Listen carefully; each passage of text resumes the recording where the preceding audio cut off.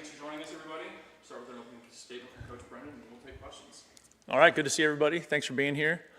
Just obviously this past weekend, what an awesome way to send out our seniors to finish our home schedule. I really appreciated the crowd, just the in-game, the highlights that I've seen since, just you can hear the impact the crowd was having on that game. And that was just really, really fun. And the crew, the shirts off crew in the upper deck, this is awesome. I didn't know what it was, and then someone showed it to me on social media. Someone asked me if I'm aware of that. No, I'm not, right, because I'm into the game. But you could hear them, and you could feel that energy. It was really, really a lot of fun. I'm excited about this team. I'm excited about where we're at. We got a lot of respect for Coach Dillingham and the team up north. I think it's one of the best rivalries in college football. It's such a unique thing, just being in the state of Arizona, just how, there's so many kind of families divided by these two schools, or, my dad went here, my mom went there, or whatever. So I think it's just a really, really special thing, and we're excited to play. We're on a short week, so we're working our tails off. We had a good start to the week with our practice this morning and meetings this morning, and we're getting excited about this game. I'll take your questions now. Thank you, Coach. Michael and then Justin. You had 3 unsportsmanlike conduct penalties after touchdowns. It's probably all different. That's what you got, man? Oh, good Lord. What did you say to the guys about that? I can't say publicly what I said to the guys in that moment, but really, to me, we talk about those things a lot, and discipline is so important to this football team. And in those moments, we lost our composure, and that's not okay. I don't care who you are and how you impact our team. Player, coach, nobody is worth 15 yards. And so now the thing that I did like, I liked how we responded with our kickoff team after those two that backed us up and put us at that disadvantaged spot. I was really proud of that. I thought that was a great showing by them. But that's unacceptable. That's unacceptable. We don't want any part of that. I don't want that to be who we are. Our team knows that. Our players know that. Our coaches know that. Justin and then David. So, we saw ASU against Colorado after your game. What's just a scouting report on them? What do you think of just that challenge and what they present?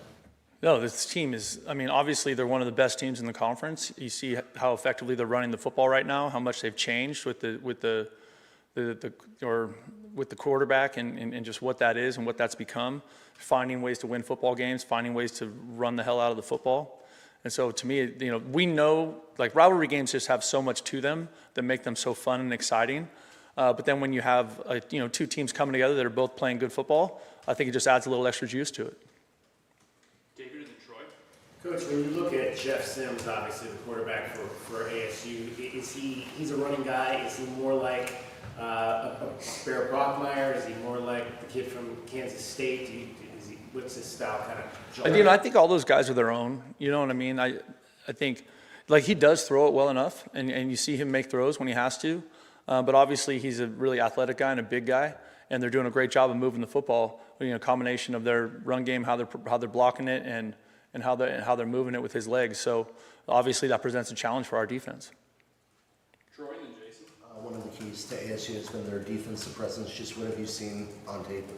How they're able to execute defensively? Yeah, and just incredibly active group, right? They're physical, they play hard. They got multiple players. They got multiple players up front that can get to the quarterback, and they're really sound in the back end. So, we know that we're going to play a really good team who's also, without question, our biggest rival. And so that part of it, when you know those things, finding ways to try and attack what they do. And, on a short week, everyone's pressing on that because we know how good they are.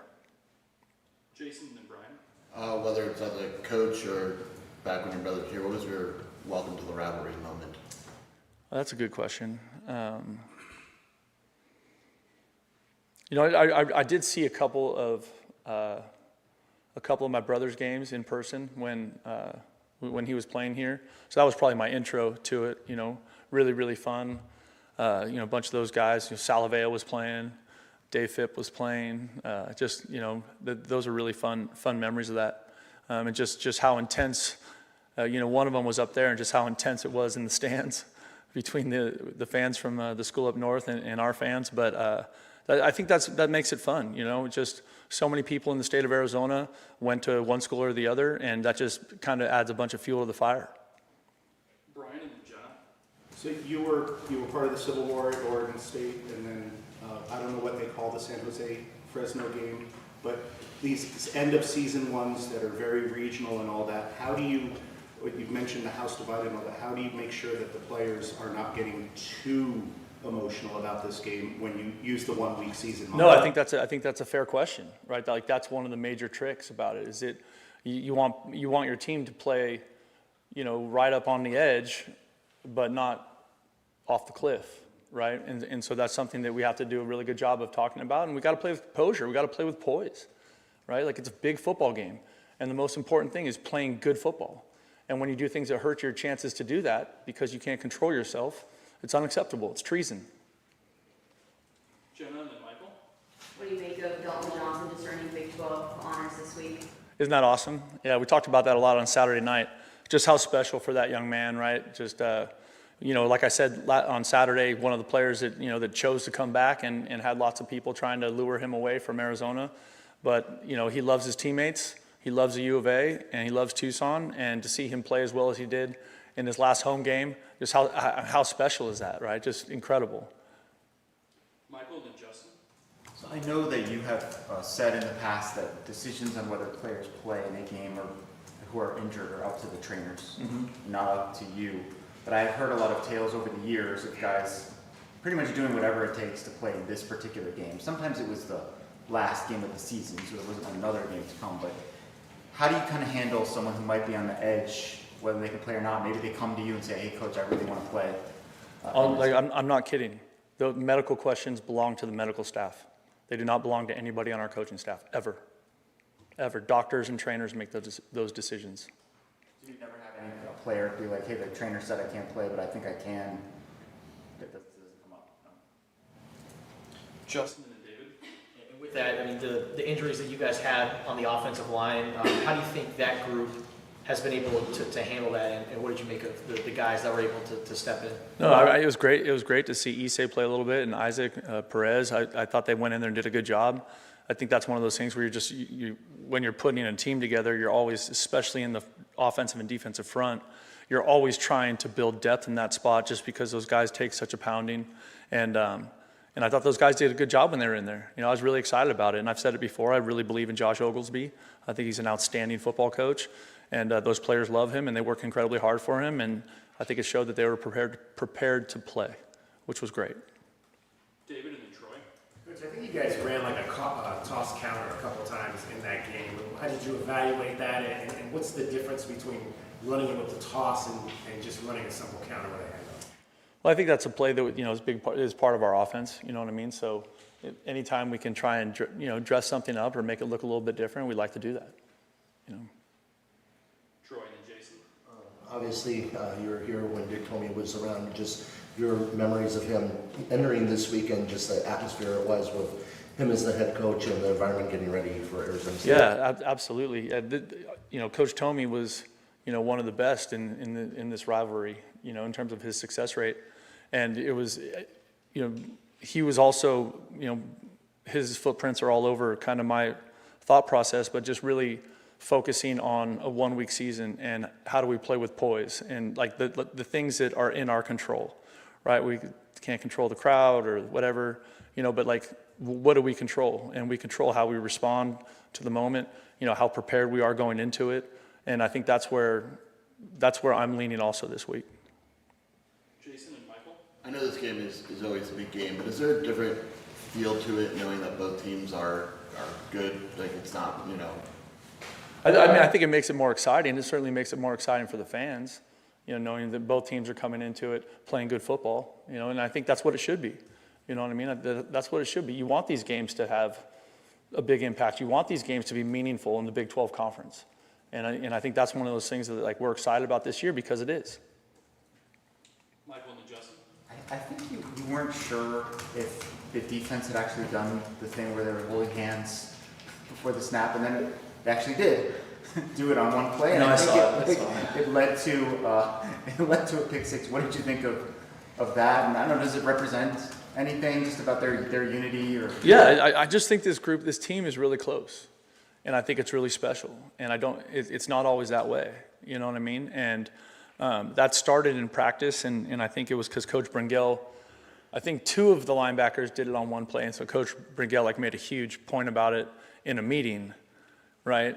And then the next practice, all 4 of them did it, and so it was just kind of a fun team thing back and forth, and then it showed up in the game, which I thought was funny. But it as long as it didn't negatively impact the outcome of the play, right? Like that part of it was good. So. You were a quarterback and you saw that, like what would you I don't know like what is happening over there. But this team is special. This team loves each other. This team works for each other. And this team came together. A lot of the guys that chose to come came because how the people that were here and chose to stay treated them when they came on a trip. You know what I mean? Like that, I think that just speaks to the connection these guys have.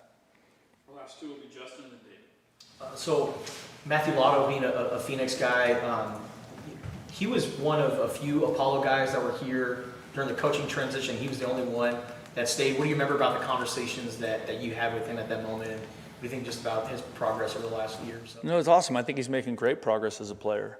And really he was, that transition time was so hectic, right? Because I'm pretty sure it was 19 freshmen had gotten here on a Sunday, and then Coach Fish took the job on the following Saturday, and then I was here on Tuesday. And so it was hectic. I mean, it's just crazy. So just trying to give those guys a chance to get to know me and give them a chance to get to know the coaches that we were bringing in, the staff we were assembling. It was just really hectic. But he's always been a really respectful kid. He's got great parents, and he's just really, I'm excited about his process. And I think that's one of those things that, with this program, we want to do a great job recruiting Arizona kids to the University of Arizona. And then when they're here, we want them to have a good experience, but also really develop. It's part of being here and being a part of the team. So I think Matt's on a good trajectory that way.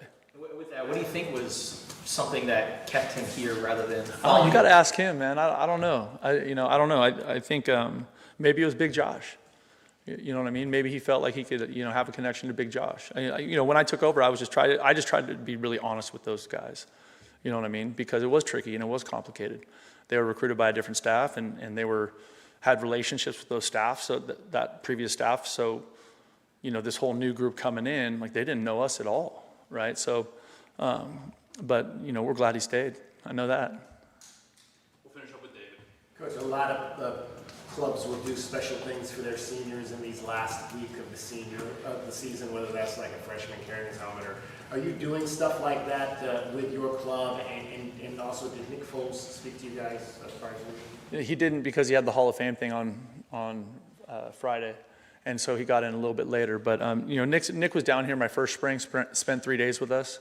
He's an awesome. Obviously, he's a great player. We all know that, all that stuff. But he's really a great person and a great dad and husband. And I want him to come around as much as he's willing. So it was great to see him again and catch up. In terms of the senior stuff, like we let the seniors, a good amount of them, talk to the team. Last Friday before the game, or that Friday night in the hotel. But with this short week, I'm leaning more on the guys that played here and were part of this rivalry right on the staff. We've got a bunch of guys, that spilled blood in this game. Like they know exactly what it is when you're talking about Bobby Wade or Joe Salavea or Ronnie Palmer, obviously Chuck and Ricky. And so I think, for us to lean on those guys and let those guys tell the story of what this game means is much more impactful. And because it's a short week, we got everybody just focused hard on the process. And that's what we're leaning on. Thank you, everybody. Bear down.